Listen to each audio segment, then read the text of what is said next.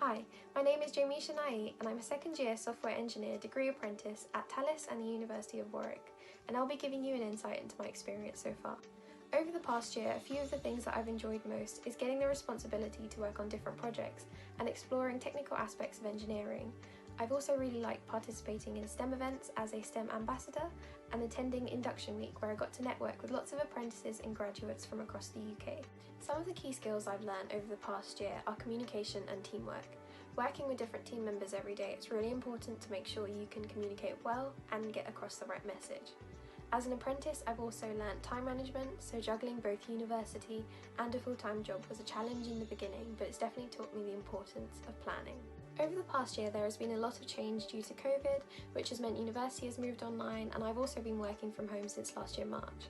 A normal working day for me consists of team catch-up meetings, checking emails, and of course project work, so at the moment developing air traffic control software.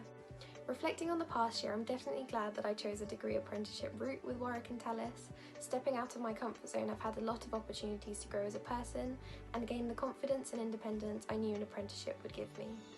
I'm very excited to carry on gaining more experience as a woman in engineering, and for anyone thinking of taking the degree apprenticeship route, I would say definitely do it because it will be worth it.